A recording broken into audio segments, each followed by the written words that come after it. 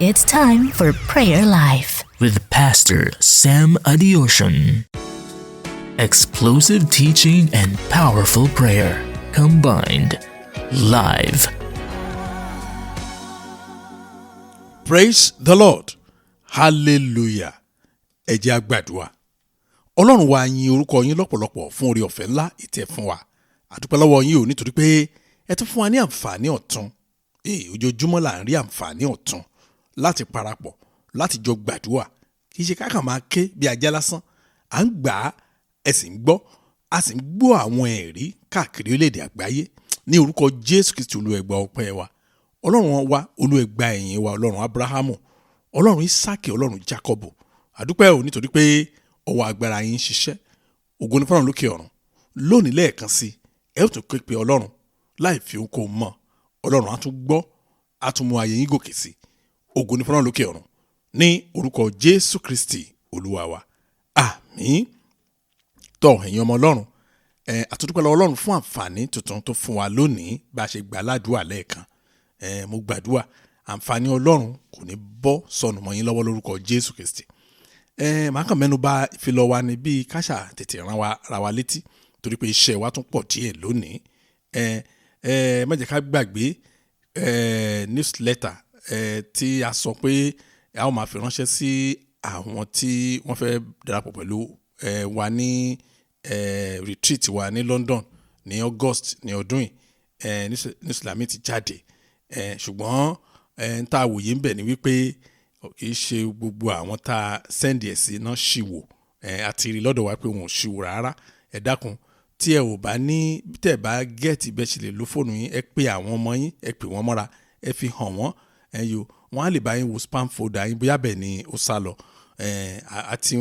Àti ń rí àwọn ènìyàn tí wọ́n ti ń kàn sí wa tá a sì ti ń tọ́ wọn sọ́nà. Mo gbàdúrà ẹ ò ní sọnù lórúkọ Jésù Kristi. Fire conference ní Texas ní orílẹ̀-èdè Amẹ́ríkà. Wọ́n ti múra gidigidi ní orílẹ̀-èdè Amẹ́ríkà lọ́hùn.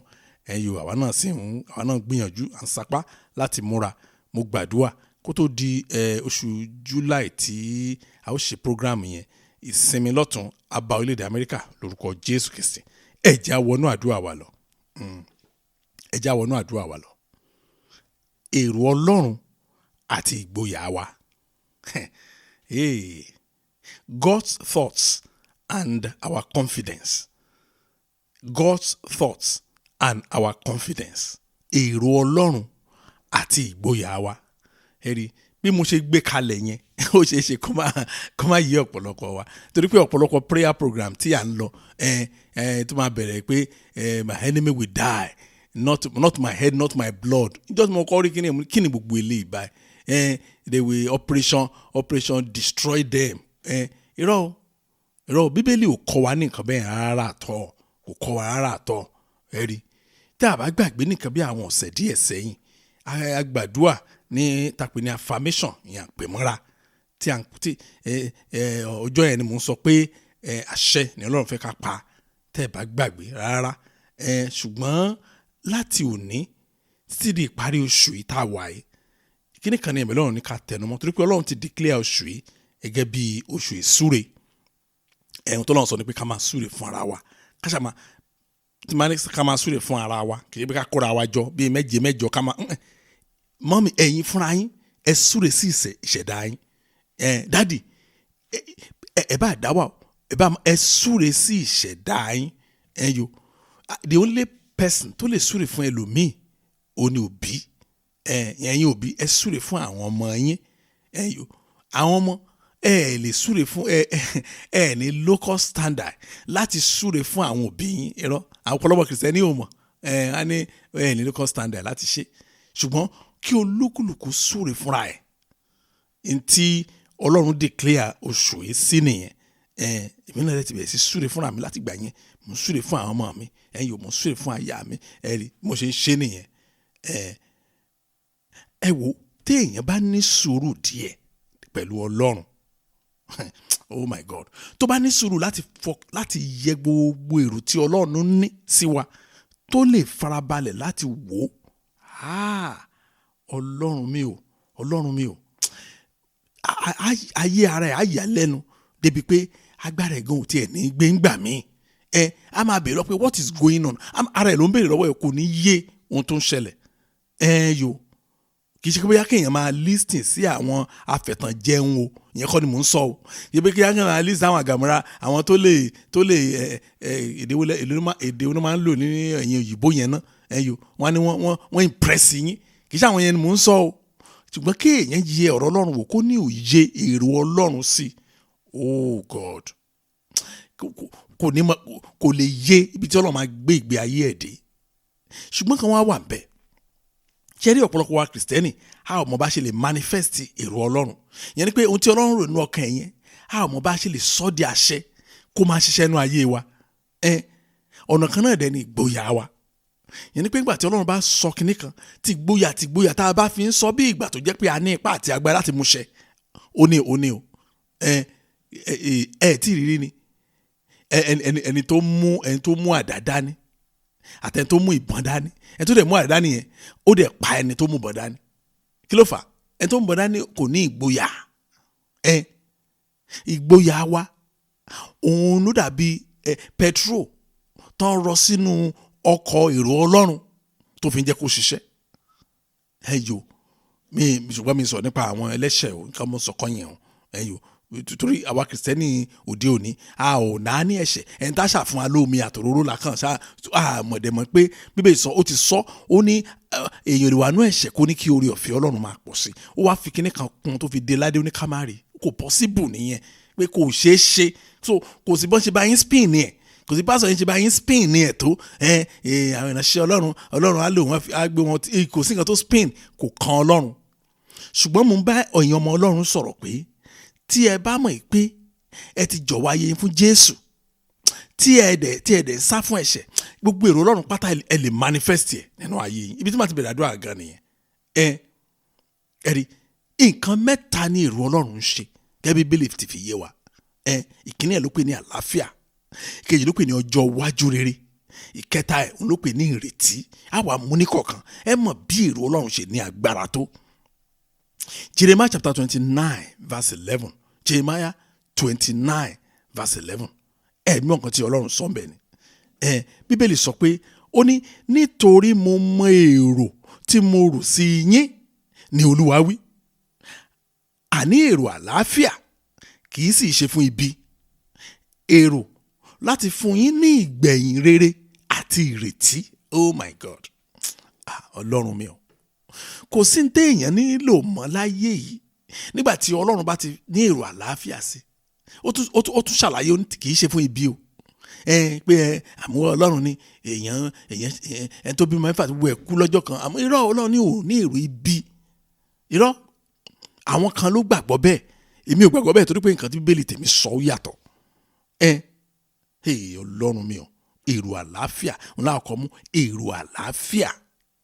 Oríṣi ni àlàáfíà. Ẹ jẹ́ ká tẹ̀ kọ́ gbàdúrà náà. Mo sọ fún wa pé Ọlọ́run ní ká súre. Àdúrà mi tó máa dojú kan nìyẹn. Inú mi ti ẹ̀dùn pé Ọlọ́run ní ká súre nítorí pé èmi ò mì pé iṣẹ́. Ọlọ́run ti mọ̀, ó ti mọ̀.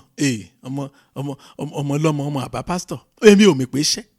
Ohun tèmi mọ̀ ní kí n súre fúnra mi, kò kàn mí tó bá wù ọ̀tá kó ṣe. Òun bá forí dólẹ̀ kan máa fi ọwọ́ rìn lọ, kò kàn mí, mi ò kíà. Èmi àtọ́ Ọlọ́run yẹn òun lájọ oníṣẹ́ ṣe kí ló kàn mí pa ká máa múrú kọ́ mi lọ. Ètò mú tó ti mú láti kan tó bí mi, tó ti lóyún mi, tó ti mú lọ ńkọ́ kí náà rí mú bọ̀ ọjà. Èrò Ọlọ́run á sọ fún Ọlọ́run pé èrò Ọlọ́run fún àlàáfíà fún ayé mi àṣẹ lórúkọ Jésù. Ẹ rí pé ìsúre ńlá nìyẹn. The thoughts of God of peace for my life will be fulfilled in Jesus' name. Bàdúrà ṣe máa lọ nìyẹn. Pé èrò Ọlọ́run fún àlàáfíà fún ayé mi àṣẹ lórúkọ Jésù. Èrò Ọlọ́run fún àlàáfíà lórí àwọn ọmọ mi àṣẹ lórúkọ Jésù Kristi. Èrò Ọlọ́run fún àlàáfíà lórí ìdílé mi àṣẹ lórúkọ. Ẹ jẹ́ a gbàdúrà bẹ́ẹ̀ ní orúkọ Jésù, ní orúkọ Jésù. Èrò Ọlọ́run fún àlàáfíà lórí ayé mi àṣẹ. Èrò Ọlọ́run fún àlàáfíà lórí ayé mi àṣẹ ní orúkọ Jésù Kristi. Èrò Ọlọ́run fún àlàáfíà lórí ayé mi àṣẹ lórúkọ Jésù Kristi. Èrò Ọlọ́run fún àlàáfíà lórí àwọn ọmọ mi àṣẹ. Èrò Ọlọ́run fún àlàáfíà lórí ọkọ mi àṣẹ, èrò Ọlọ́run fún àlàáfíà lórí aya mi àṣẹ, èrò Ọlọ́run fún àlàáfíà lórí ìdílé mi àṣẹ, ẹ jẹ́ máa gbà, èrò Ọlọ́run fún àlàáfíà lórí iṣẹ́ mi àṣẹ. Ó yẹ ẹ máa súre fún ayé ara yín bẹ́ẹ̀, ẹ máa gbàdúrà bẹ́ẹ̀, gbọ́ àdúrà. Jésù Kristi Olúwa wa. Mo fẹ́ mẹ́nu lé ọ̀rọ̀ kan lẹ́ẹ̀kan, mo ní ká sáré fi gbàdúrà náà. Tí mo fẹ́ sọ ni wípé àlàáfíà pín sí ipa méjì. Ìkíní nípa tara, ìkejì nípa tẹ̀mí. Ẹ jẹ́ ká mú nípa tara yẹn náà. Ẹ rí, nígbà tí nǹkan bá ń lọ déédéé náà ń pè ní àlàáfíà o. Kì í ṣe pé torí pé wọn ò rọ́ọ̀ṣì yẹn lọ hospital nìkan náà ń pè ní àlàáfíà o. Nígbà tí iṣẹ́ èèyàn bá ń lọ déédéé, àlàáfíà nìyẹn. Nígbà tí ayé àwọn ọmọ èèyàn bá ń lọ déédéé, àlàáfíà. Mi ì sọ̀rọ̀ concern o, ẹ má ṣe mí gbọ́ o. Kò sí òbí tí ò lè ní concern lórí ọmọ ẹ̀. Ó jẹ́ dandan. Ẹ̀yin ìyá mi, ọ̀rọ̀ mi á yé yín dáadáa.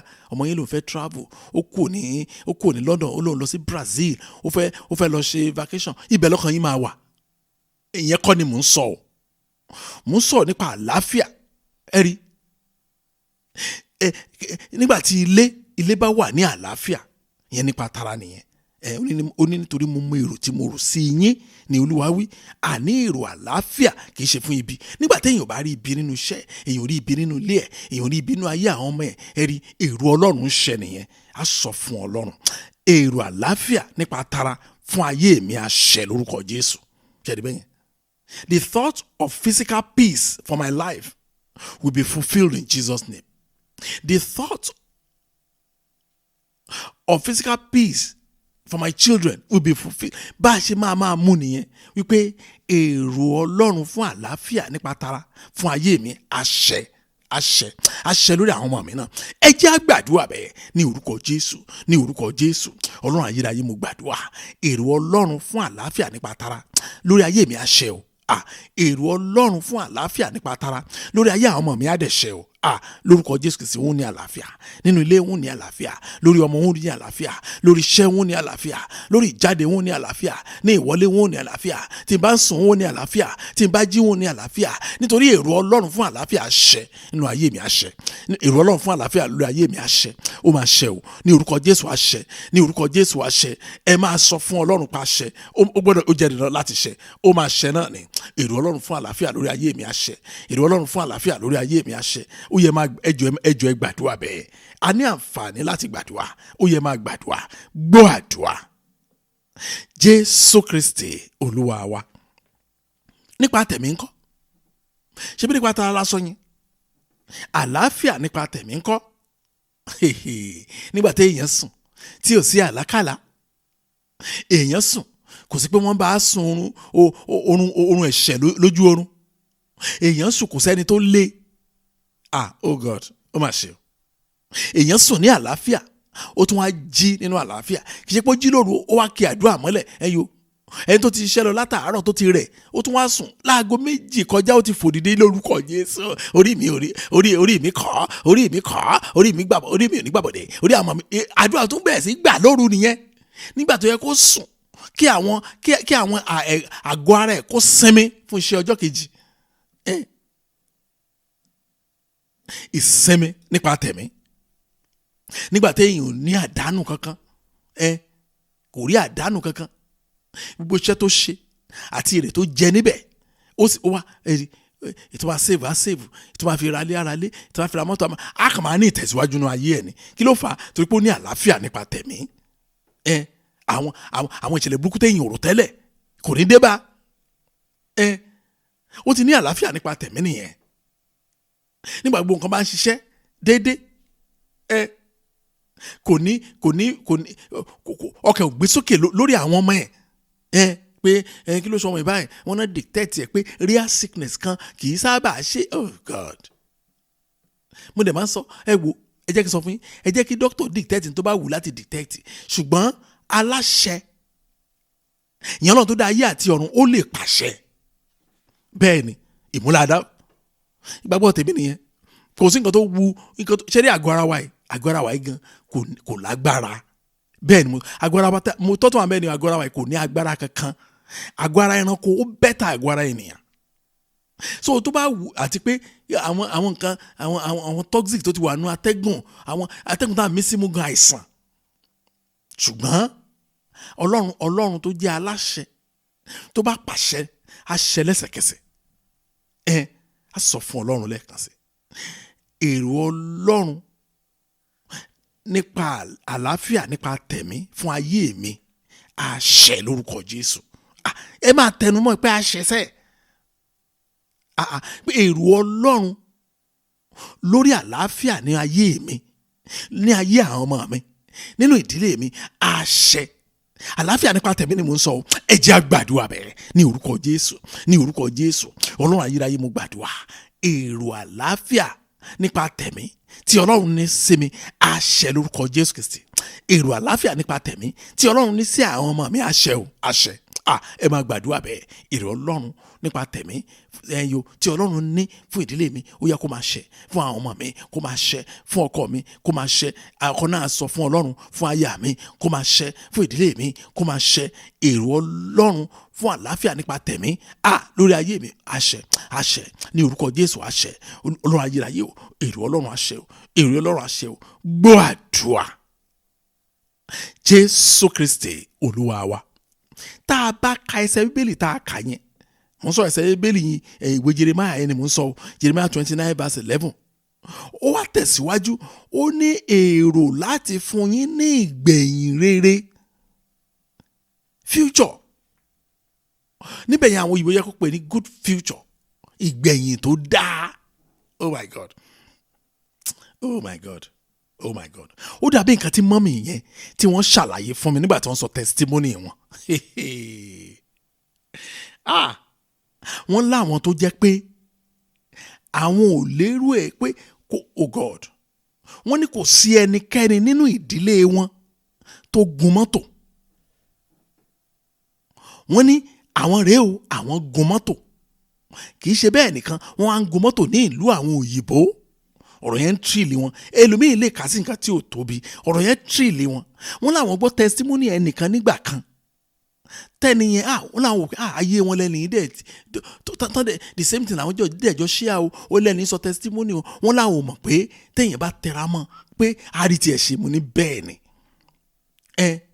oh my God oh my God.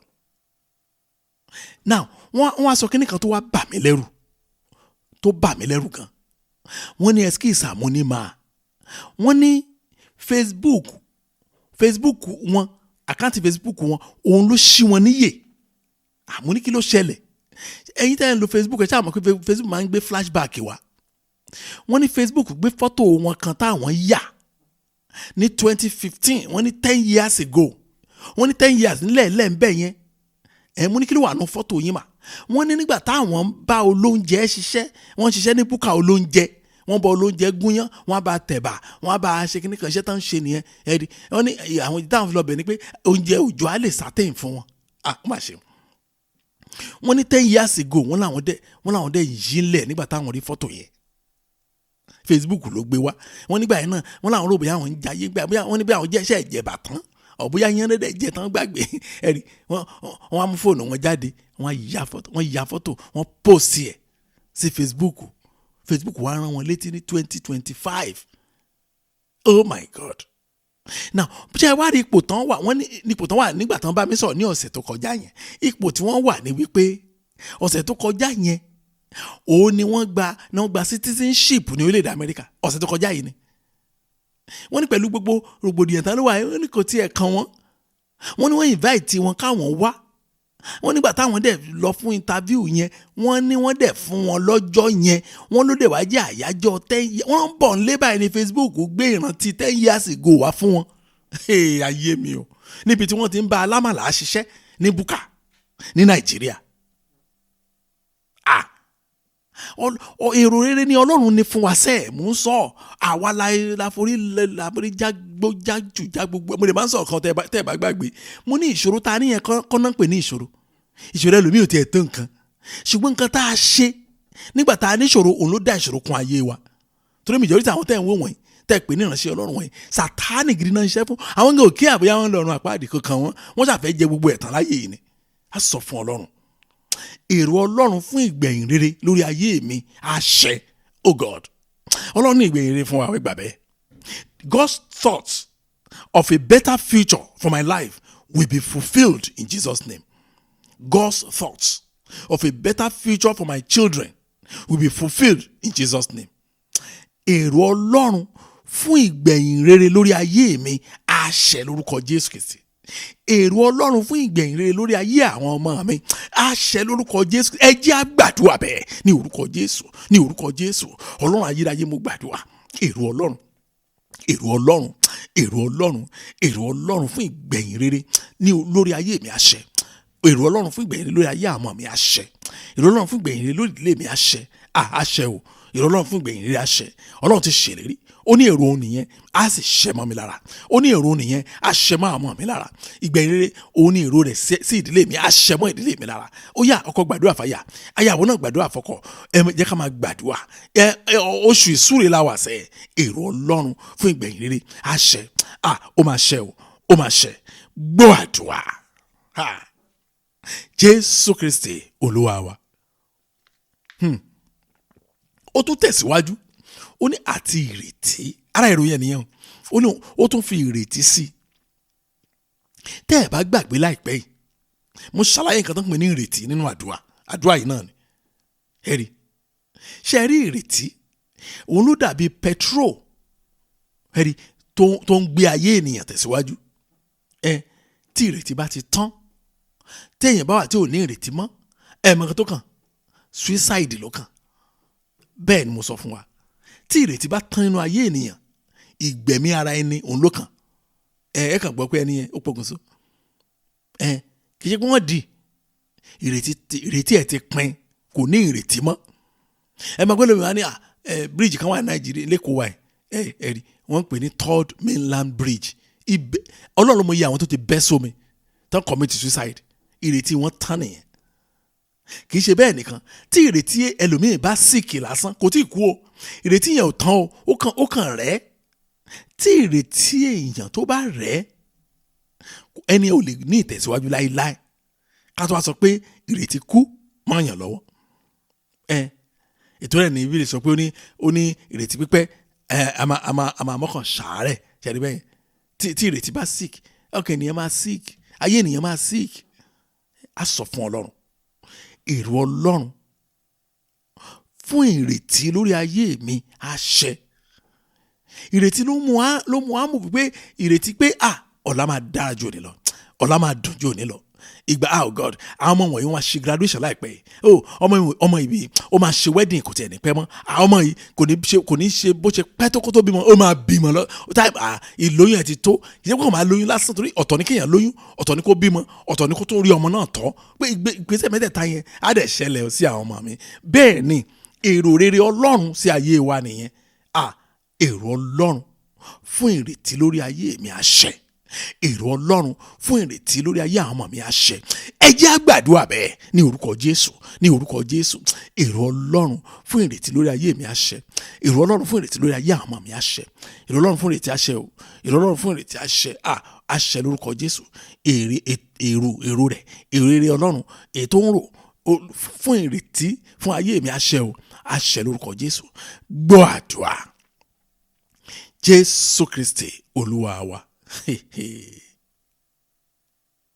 Ẹ wo, mo sì tẹnu mọ́ dọ̀la mẹ́ta. Kò sí ẹ̀rí, mo ti rí àpọ̀lọpọ̀ àwọn èèyàn tá a wá bá mi ní Pastor Sam. Ẹ máa ń sọ pé ká má focus lórí enemy. Ẹ wo ẹ̀ka màá wá kà wá ní kí ni bẹ́ẹ̀ sọ wá sọ ìrọ̀ ẹ̀dẹ̀lẹ́ka wọn ní bẹ́ẹ̀ ni ẹ̀ka nìyẹn.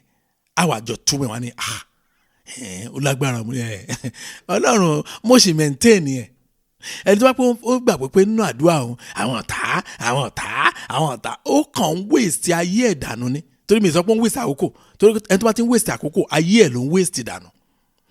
Ó yẹ kẹ́yìn náà béèrè, mọ́mì, ọdún tẹ́ ẹ ti ń gbàdúrà lórí ọ̀tá, àwọn mélòó ẹ má jẹ́ ká lọ síbẹ̀ yẹn torí a lè má mọ̀ tọ́ta wa bá kú. Ìbéèrè tí mo fẹ́ béèrè ni wípé láti ọjọ́ tí ń gbàdúrà lórí ọ̀tá yẹn ṣé wọ́n ti tán? Dáàdi ẹni ó dàbúrà yẹn ni olódàbí pé wọ́n pọ̀ sí bó ṣe máa rí gẹ́lẹ́ nìyẹn. Ọlọ́run ràn wá nínú nǹkan bá àwọn yẹn. Iṣẹ́ kẹ́ máa gbàdúrà lórí ayé yìí, kẹ́ máa fi ayé àwọn yín lé Ọlọ́run lọ́wọ́. Kẹ́ máa Bíbélì sọ ká fi ọ̀nà wa lé Ọlọ́run lọ́wọ́. bẹ́ẹ̀ ni fi ọ̀nà rẹ lé oh God.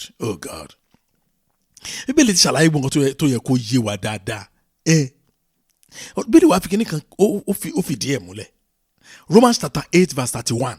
Romans chapter 8 verse 31. Bíbélì sọ pé ó ní kí ni àwa yóò wí nísinsìnyí sí nǹkan wọ̀nyí? Bí Ọlọ́run bá wà pẹ̀lú wa, ta ni yóò kọjú ìjà sí wa? Ṣé rírò àwọn èrò ire Ọlọ́run yìí wọ́n lè ká máa manifest ní ayé wa? Kì í ṣe gbogbo àwọn exercise wọ́n ti mọ̀. Ṣé rí tán bá ti jò yín sínú kóló ẹ̀tàn ní níbi lọ mọ́. Tán bá ṣe program méje láàrin ọ̀sẹ̀ kan ẹ̀ máa dé bẹ́ẹ̀. Torí pé àwọn ọ̀rọ̀ burúkú wọ́n á ti sí yín kíákíá yìí náà sá lọ́bẹ̀. Ta ló fẹ́ kọ́ ọmọ ń kú? Ta ló fẹ́ sì kú ọmọ? Wọ́n á kàn ìran burúkú oní máa fi sọ ayé yín mọ́lẹ̀ irọ́ sínú kòròǹfò dẹ́ni. Wọn ò ní bí lọ owó àpò yín ló wà important sí wọn. Tó yẹ lánàá ọ̀pọ̀lọpọ̀ yín ṣe máa ń ṣe bí àwọn kan wà jẹ́ pé wọ́n ní ego, so wọ́n pásọ̀ tó máa boost ego wọn. Ìgbà míì ẹlòmíà ni ẹ̀pà Sam ó ti proud jù bóyá bá mi sọ̀rọ̀ bẹ́ẹ̀ yẹn ta lẹ̀ yín. Ẹ má bínú o, a kàn sọ̀rọ̀ ni o. Mo sọ mọ́ mi yẹn ta lẹ̀ yín. Pẹ̀lú ìwé tó ń ka ṣe pásọ̀ yín tẹ́ ẹ dárúkọ ẹ̀fún jẹ́ ṣé ó ka áàfù ìwé tèmi ká ni? Áàfù ẹ̀ mi ní ṣáájú ká ẹ̀dọ́gba kò ka áàfù ìwé tèmi ká. Àbí kí ló ní lọ́wọ́? Ẹ lọ jókòó. Àníkáyé yín dá ẹ̀ ń sọ pé wọ́n pè é láǹtì. Ẹ má bínú o, ẹ má wọn ló dé sí máa ń lé ní òótọ́ ẹ̀ parọ́. But ṣe nígbà tí òkúrò bá wà nílẹ̀ tẹ bá kẹ́nìkan kó lu agbárí fún yín, mommy you are beautiful, God bless you, nìkan iye yín lóra. Because tẹ bá pẹ́ ní mìíràn lé ó yẹ kẹ́ ti wúra yín kẹ́ tó jáde pé beautiful already. So need the validation anybody láti sọ pé you are beautiful. Kiri kan ọ̀pọ̀lọpọ̀ nǹkan tó ń wá lọ ṣọ́ọ̀ṣì nìyẹn, ibi tí wọ́n ti respect ẹ̀ wọ́n máa bá gbé báàgì ìyẹn kọ́ ló jẹ́ káyé yẹn dáa.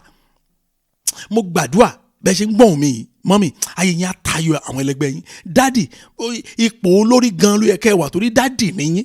Ọlọ́run á gbé yín kọjá bẹ̀ lórúkọ Jésù Kristi. Ẹ̀rí ó ní kí ni kí àwa yóò wí nísinsìnyí sí nǹkan wọ̀nyí? Bí Ọlọ́run bá wà pẹ̀lú wa, ta ni yóò kọjú ìjà sí wa? Now pẹ̀lú bí táka yẹn a ní option méjì nínú àdúrà. Kẹ́yìn náà wà wo ibi tí èèyàn ti ń tanra ẹ̀ jẹun. A lè gbàdúrà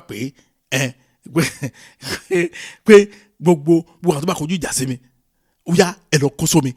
A lè gbà bẹ́ẹ̀ o.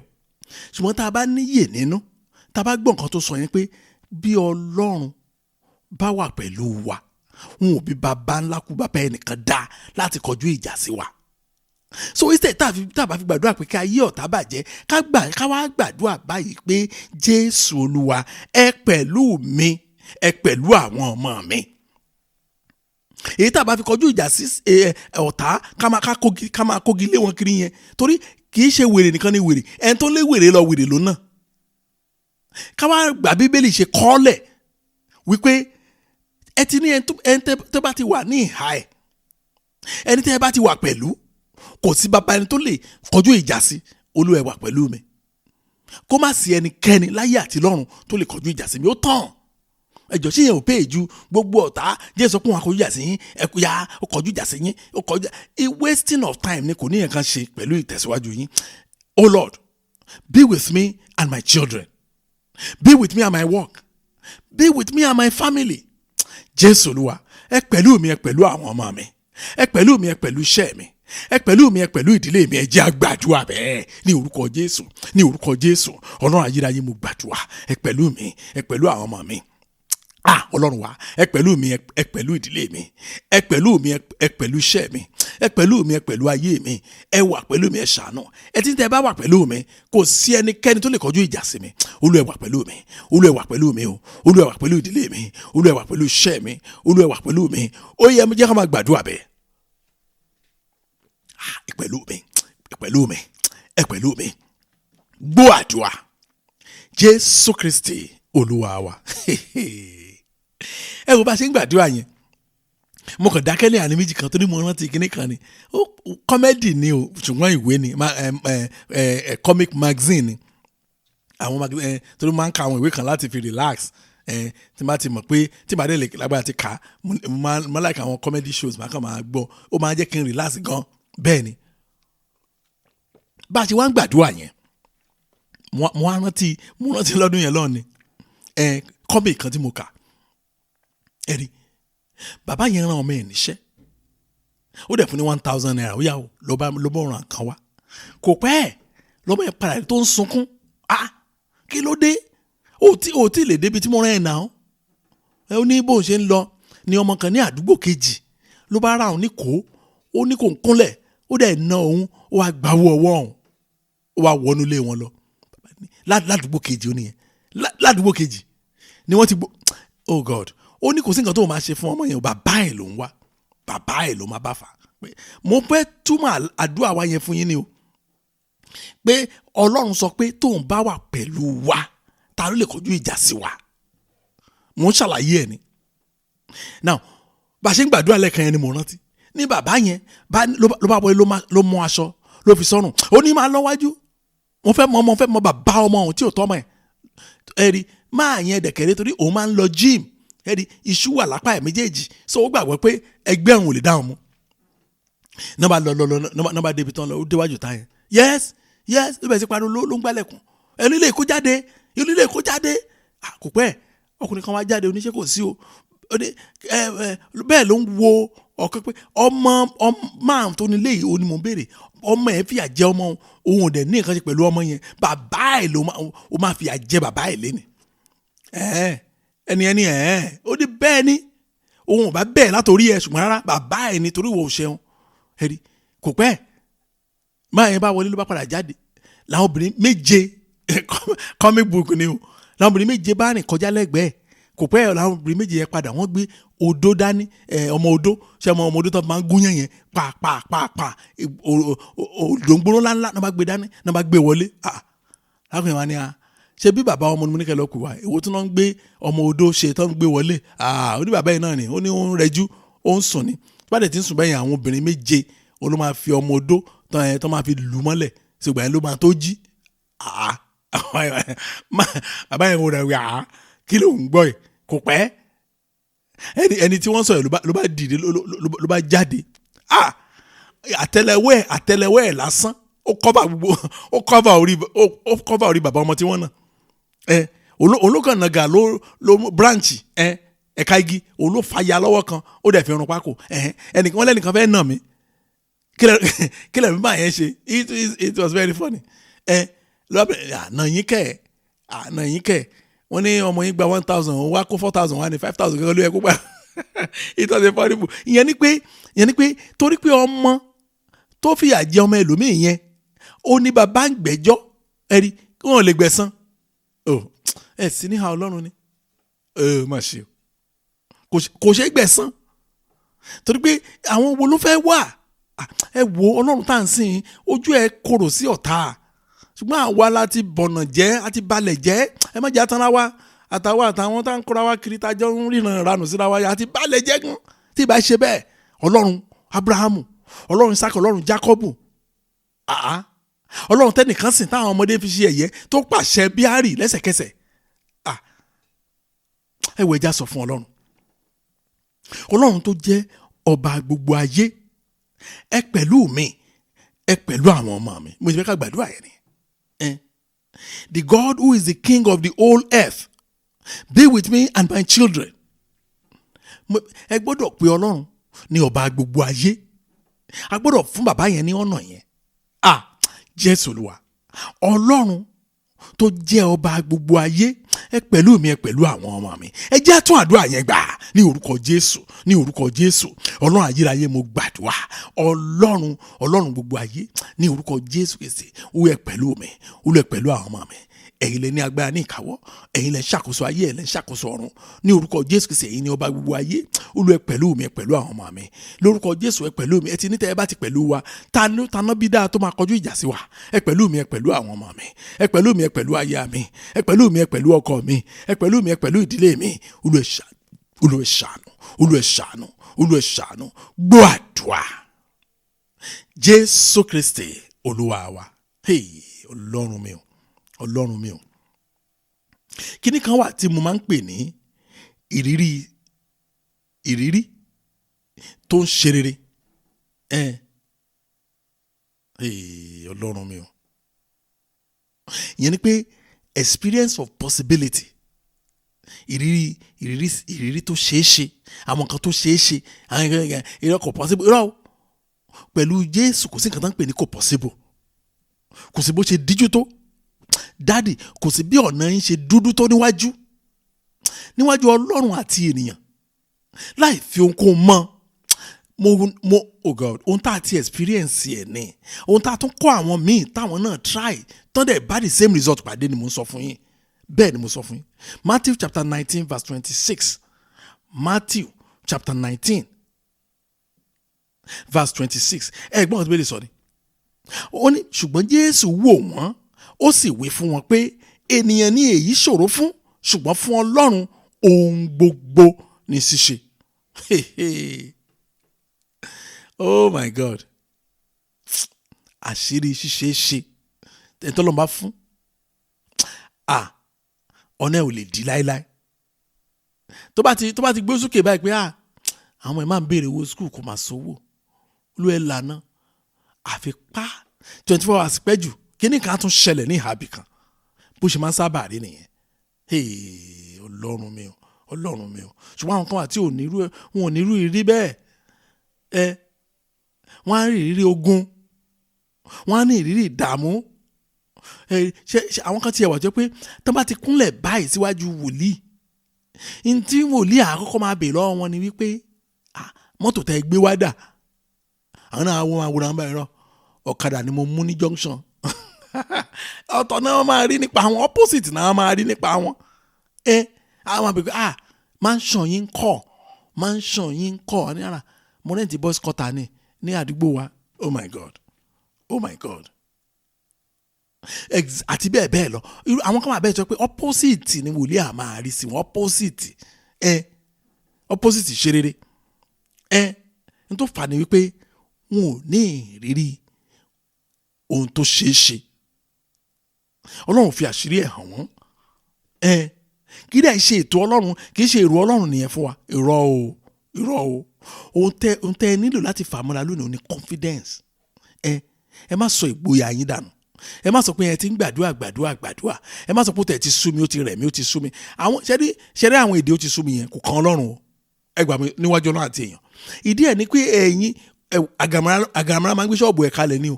Kò tí ì sẹ́ni tí àgàmàrà wá sílé ẹ̀rí tó wá sokùn mọ́ Ọlọ́run tó dẹ̀ ń fà lọ o. Àwa kọ́ la ń fẹsẹ̀ yẹn lọ́bẹ̀ ni. Ṣé ibi tí wọ́n choices tó make ni. A sọ fún Ọlọ́run ẹyọ ìsúre ni o tó fẹ́ sọ mí báyìí o. Mo gbà á fún ayé mi pé ohun rere gbogbo ó di ṣíṣe fún mi láti òní lọ lórúkọ Jésù.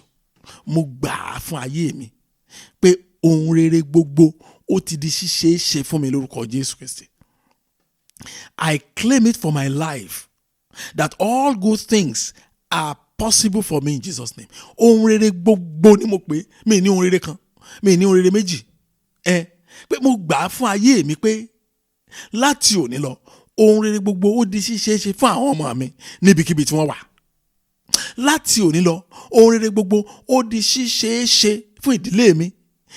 Ẹ jẹ́ á gbàdúrà bẹ́ẹ̀ ní orúkọ Jésù láti òní yìí lọ. Mo gbà á fún ayé mi pé ohun rere gbogbo ó di ṣíṣe ṣe fún mi lórúkọ Jésù Kristi láti òní lọ. Mo gbà á fún ayé mi, mo claim fún ayé mi pé ohun gbogbo ti di ṣíṣe ṣe fún àwọn ọmọ mi. Ohun gbogbo ti ṣe fún yín o níbikíbi tí ẹ bá wà. Ohun gbogbo tẹ bá dáwọ́lé ohun rere gbogbo ó di ṣíṣe fún yín. Ohun gbogbo tẹ bá dáwọ́lé báyìí ohun rere gbogbo ó yá ó di ṣíṣe fún yín lórúkọ Jésù Kristi láti òní lọ. Mo gbà á fún ayé mi pé gbogbo àdáwọ́lé mi ó di ṣíṣe ṣe báyìí. Ó yẹ máa gbàdúrà. I claim it for my life that all good things are made possible. Àwọn rere gbogbo ó ti di ṣíṣe ṣe o. Ó ṣe fún àwọn mi, ó ṣe fún ayé mi, ó ṣe fún ìdílé mi. Ohun rere gbogbo ó di ṣíṣe o. Ó ti di ṣíṣe ṣe. Ó yẹ máa gbàdúrà láti òní lọ. Ohun rere gbogbo ó yẹ máa gbàdúrà bẹ́ẹ̀. Gbọ́ àdúrà. Jésù Kristi Olúwa wa. Kí lẹ rò bó fà á tí ohun rere ò ṣe fún àwọn Kìrìsìtẹ́nì? Akógbà ẹjọ́ sábẹ́ ọ̀rọ̀ kan ni ẹ̀ṣẹ̀. Bẹ́ẹ̀ ni. Ó mà ṣe o. Ṣé ibi tí ẹ̀ṣẹ̀ yẹn dẹ̀ wá burú sí ni wípé ẹ̀ṣẹ̀ ẹnìkan ó ń kó bá ọ̀gọ̀rọ̀ ènìyàn. Ṣé fẹ́ gbọ́? Tí ènìyàn bá lọ ṣọ́ọ̀ṣì kan, ṣọ́ọ̀ṣì tó ń lọ yẹn ẹlẹ́ṣẹ̀ olùdarí wọn, ṣé tó bá ti pe orúkọ Jésù tó ń mí sí wọn báyìí, ìrọ̀ abẹ́ ọ̀run tó ti gbogbo wọn wà, ẹ̀rí á lo ìfìyàmìíràn rẹ̀ láti bá tàwọn ikú jẹ́. Tẹ́sán máa ń sọ pé ó sọ wọ́n lórí burúkú, kì í ṣe pé ó yá slip of tongue, kó dóró gidi ni. Tó gbé bèrè sọ fún àwọn ìránṣẹ́ rẹ̀ pé kí wọ́n jẹ́ mímọ́ bí bàbá wọn ti jẹ́ mímọ́ pẹ̀lú ẹ̀ńkọ́. Wọ́n á níyàwó, wọ́n á ní girlfriend. Pẹ̀lú ìyàwó tí adarí ìjọ míì ní gan, ó ń lu ìyàwó àlùpàmọ́kù, àlùpà ni o. Wọ́n ń pe boxer kan ní Organ Jimoh láyé ìgbà kan ní Nàìjíríà. Oní Mike Tyson Nàìjíríà, kò sẹ́ni tó mú tí ò mú balẹ̀. Pásítọ̀ mi ò lè jẹ̀ṣẹ́ ju Organ Jimoh lọ. Àní pásítọ̀ mi àwọn ọmọ ìjọ ẹ̀ wọ́n á tún máa bá sọ dáàdi ti bẹ́tà ẹ̀rí kì í bínú bíi ti gbà kan mọ́, ìbínú bíi wọ́n ní nígbà kan tó bá bínú báyìí kíni ọ̀tà kíni púpìtì mọye bíi 6 àwọn ló ti fọ́mọ́lẹ̀ ọmọ yẹn ló ń sọ̀rọ̀ yẹn mi tiẹ̀ down because àwọn ọ̀rọ̀ kan wà jẹ́ pé mi ò tiẹ̀ kì í fẹ́ down because ibo mo ti fẹ́ bẹ̀rẹ̀. Wọ́n bá ọ̀rẹ́ wọn kan sọ̀rọ̀ ni, ọ̀rẹ́ wọn tán bá ti wọ́n á jẹ́ ọmọ ìjọ wa, ọ̀rẹ́ wọn yẹn dúró tì mí, àjọ ń sọ̀rọ̀ ló wá bá wa ń bẹ̀, ló wá ń sọ̀rọ̀ pé mi mọ̀ nǹkan tó sọ débẹ̀ o, torí mi tiẹ̀ fọkàn sí ọ̀rọ̀ wọn, èmi náà tún focus lórí nǹkan mi. Ó ní dáàdi wọn ó ti bẹ́tà o, ó ló ti bẹ́tà o, ó ti bẹ́tà kí ni irú issue tí ó ṣẹlẹ̀ yẹn kó jẹ́ bíi 2 years ago ni. Ó ní pulpit onígíláàsì ó ti tó 6 tó fipá sí tó kàn fọ́ owó ẹ̀ dànù pé what kind of nonsense is that. Ìyẹn nínú ṣọ́ọ̀ṣì ó ní bẹ́ẹ̀ ni wọ́n wá sí lọ́wọ́ lọ́jọ́ kan ní ó lẹ́nìkan béèrè first question. Àwọn èèyàn dẹ́ pé orúkọ Jésù wọn á ní amen kí ni tí wọ́n ti gbogbo wọ́n ti yọ síìmù kó inú fóònù, kò sí bẹ́ẹ̀ bá pariwo sí fóònù ó kàn wọ́rí ara ẹ̀ kò débi nǹkan. Ẹ̀ṣẹ̀ kì í jẹ́ kí nǹkan kan ṣe é ṣe nínú ayé ènìyàn. Àwọn tó tiẹ̀ tí wàá fẹ́ ayé fún Jésù gan ń kọ́, àwọn tó fẹ́ ayé fún Jésù gan ń kọ́, ibi tí wọ́n ti ń kóra jọ pọ̀ ẹ̀rí wọ́n tolerate ẹ̀. Ṣé téèyàn bá dẹ́ṣẹ̀ tó bá tolerate ẹ̀ṣẹ̀ the same result ni, wọ́n tolerate ẹ̀ṣẹ̀. Wọ́n ní ṣọ́ọ̀ṣì ni ó dín ló ń wá ṣọ́ọ̀ṣì. Mo kàn ń sọ léè fún wa ká lè mọ̀ pé téèyàn bá ń gbàdúrà tó ń gbègbèsẹ̀ ni. Òótọ́ tó wà bẹ́ẹ̀ nìyẹn.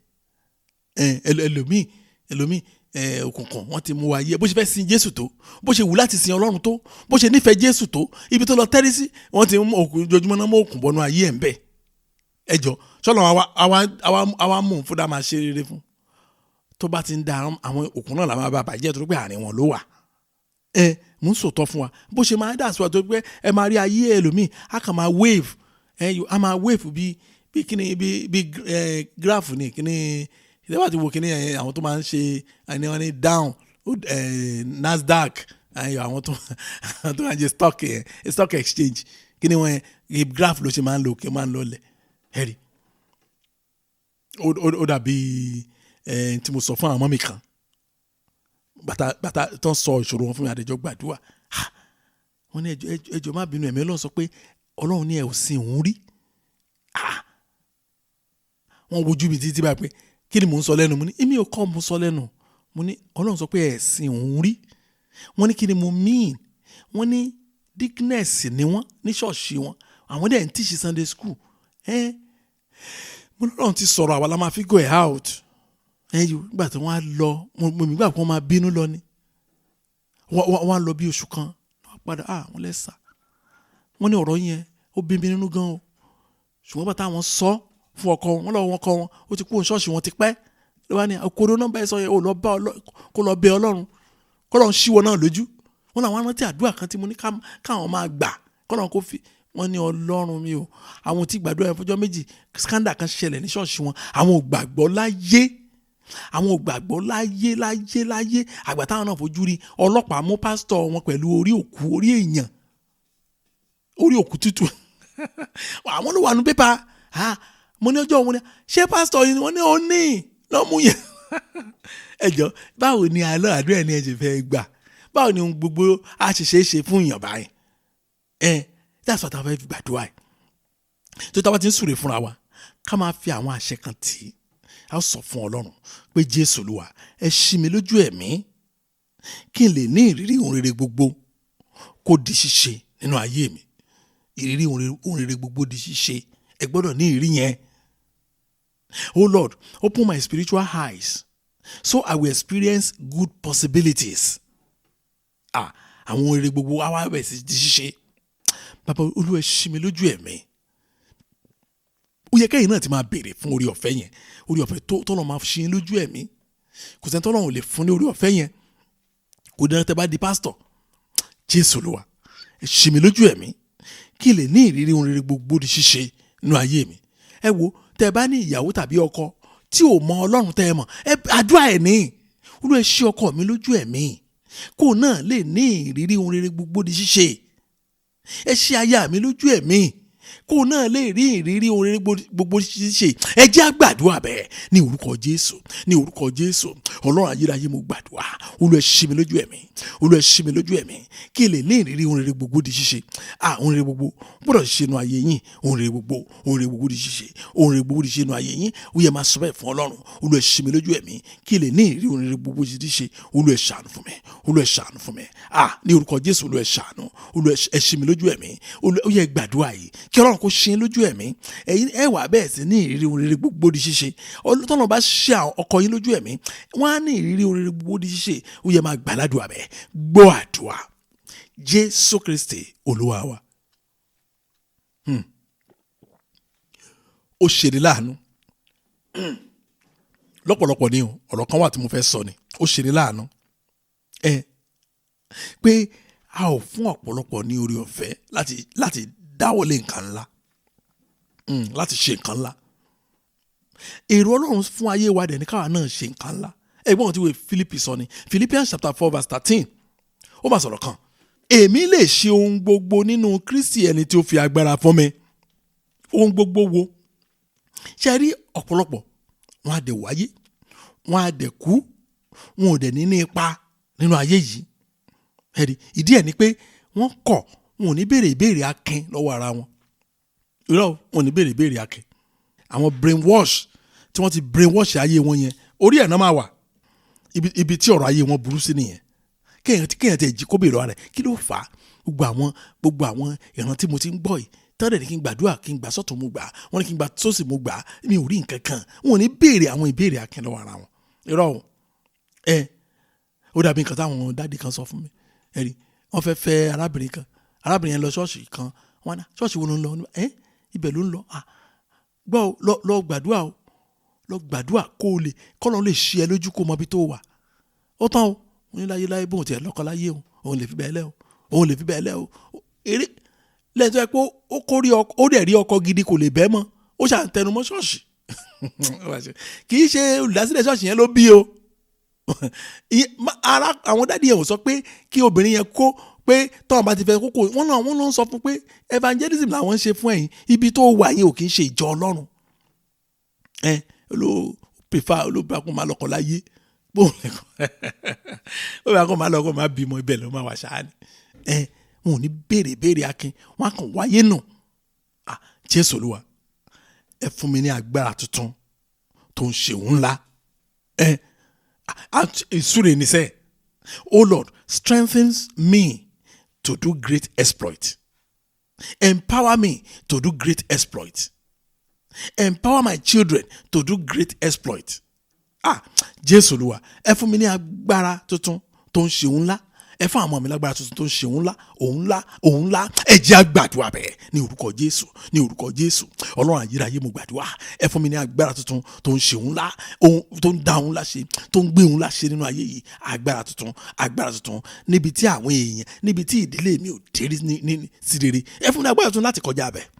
Níbi tí ìran mi ò tẹ̀rí, ẹ fún àwọn ọmọ mi ní ibi rere, àwọn bí ìṣelógo tí àwọn ìran mi ò dérí. Ẹ fún àwọn ọmọ mi ní agbára tuntun láti rí kọjá bẹ́ẹ̀. Ó yẹ máa gbàdúrà. Ẹ bẹ̀ fún agbára tuntun. Ẹ bẹ̀ fún Bíbélì ní èmi lè ṣe ohun gbogbo nínú Kristi ẹni tó fi agbára fún mi.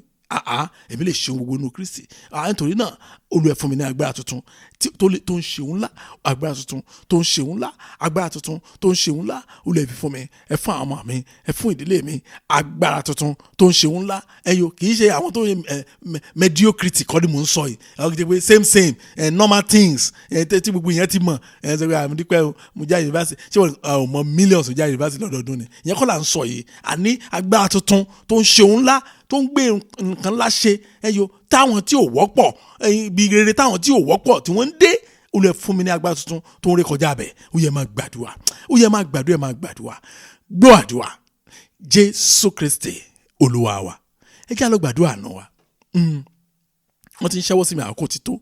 Ẹ jẹ́ ká lọ, ibi la ti ń béèrè, ibi la ti ń bẹ̀bẹ̀, ibi la ti ń ṣìpẹ̀, ibi la ti ń bá Ọlọ́run sọ̀rọ̀. Ẹ̀dùn ọkàn wa gangan ibi ẹ má dúró de ẹnikẹ́ni, ẹ má gbàdúrà. Ó yẹ máa gbàdúrà. Bí àwọn ènìyàn ṣe wà lórí ìkúnlẹ̀ yìí, bẹ́ẹ̀ ṣe ń gbóhùn mi lọ́lọ́ báyìí, èmi náà ń bẹ lórí ìkúnlẹ̀ tèmi. Bẹ́ẹ̀ ni mo sọ fún wa, mo ní oore ọ̀fẹ́ láti kúnlẹ̀ níbi tí mo wà torí kò sóhun tó dí mi lọ́wọ́. Ẹ̀yin náà ẹ má jẹ́ kóńkó dí yín lọ́wọ́. Ẹ lè change posture yín, tápọ̀ ẹ wà lórí ìkúnlẹ̀ látàárọ̀ ni ẹ lè nàró tàbí kẹ́ máa rìn bọ̀. Ẹ ṣáà make sure pé ẹ béèrè lọ́wọ́ Ọlọ́run, ẹ make sure pé ẹ bẹ̀bẹ̀, ẹ make sure pé ẹ ṣìpẹ̀, ẹ bá Ọlọ́run yín sọ̀rọ̀. Ìyẹn Ọlọ́run Abrahamu, Ọlọ́run Isaki, Ọlọ́run Jacobu, kì í ṣe Ọlọ́run bàbá ẹnìkan, Ọlọ́run ti yín gangan ni mo ní kẹ́ ẹ bá sọ̀rọ̀. Ó yẹ ẹ máa bá Ọlọ́run sọ̀rọ̀, ẹ máa bá àṣẹ̀dá yín sọ̀rọ̀. Ẹni tó dá yín tó ní kẹ́ exist sínú ayé yìí, ó ní ète fún yín, ó ní plan rere fún yín. Ó yẹ máa bá sọ̀rọ̀ lórúkọ Jésù. Bàbá Olúwa ṣàánú, ayérayé Olúwa fàánú dáhùn, ẹ dá àwọn ènìyàn wọ̀nyí lóhùn ní orúkọ Jésù. Ẹ jẹ́ kí èrè wọn pọ̀. Olúwa ṣí ọ̀nà, ẹ̀yin tẹ̀ ń jẹ́ ọ̀nà, Olúwa ẹ la ọ̀nà eré kan wọ́n, ẹ ra náà ọ̀nà eré kan wọ́n. Bí wọ́n ti ń béèrè ẹ máa dáhùn, bí wọ́n ti ń bẹ̀bẹ̀ ẹ máa dáhùn. Ẹni ká kàn ẹni ẹ ó ṣílẹ̀kùn, Olúwa ṣílẹ̀kùn fún wọn. Wọ́n ti kàn Olúwa ṣílẹ̀kùn. Gbọ́ àdúrà. Jésù Kristi Olúwa wa. Ẹ jẹ́ á gbàdúrà. Ọlọ́run wa àwa yin orúkọ yín lọ́pọ̀lọpọ̀ fún àǹfààní ọ̀tún tẹ́ fún wa. Àǹfààní ńlá ni o. Bàbá Olúwa gba ọpẹ́ wa lórúkọ Jésù. Olúwa gba ìyìn wa, Olúwa gba ọpẹ́, Olúwa gba ìyìn. Mo gbàdúrà fún yín lórúkọ Jésù Kristi. Àdúrà tòní á nípa rere tó ṣe nínú ayé yín lórúkọ Jésù Kristi. Mo ní àdúrà tòní á ní ipa rere nínú ayé àwọn yín lórúkọ Jésù Kristi.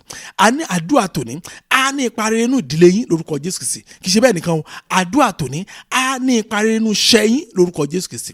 Ọlọ́run dáwọ́lé yín, Ọlọ́run dáwọ́lé àwọn ọmọ yín, Ọlọ́run dáwọ́lé ọkọ yín, ó dáwọ́lé aya yín, Ọlọ́run dáwọ́lé ìdílé yín, Ọlọ́run dáwọ́lé iṣẹ́ yín. Ọlọ́run ti bẹ tẹ́mi ẹ̀ bẹ̀ láàyè, Ọlọ́run ní èmi ìyè tí ògbó tẹ́ ní lórúkọ Jésù Kristi. Ohun tẹ́ bá dáwọ́lé lórúkọ Jésù Kristi, ìrè Ọlọ́run á tẹ̀lé lẹ́sẹ̀kẹsẹ̀ lórúkọ Jésù Kristi. Ògo ni fún Ọlọ́run lókè ọ̀run ní orúkọ Jésù Kristi Olúwa wa. Àmín. Jẹ́ kí Jésù Kristi Olúwa wa, ìfẹ́ mọ́ ti Ọlọ́run dàpọ̀ tiẹ̀ mọ́ kó máa bá wa lọ. Kọ́lọ́run kó mí sí wa, kọ́lọ́run kó súre fún wa, kọ́lọ́run oṣù yìí jẹ́ oṣù ìsúre. Kóṣù náà tó parí, ìrè Ọlọ́run á máa jẹ́ ohun tẹ́ ẹ fojú rí lórúkọ Jésù Kristi. Mo ní ìrè Ọlọ́run á di nǹkan tẹ́ ẹ fojú rí lórúkọ Jésù Kristi. Àti ẹ̀yin àti àwa a ó jọ yìn Ọlọ́run lógo pẹ́ títí. Gbọ́ àdúrà ní orúkọ Jésù Kristi Olúwa wa. Àmín. Praise the Lord. Hallelujah. Thank you and God bless you.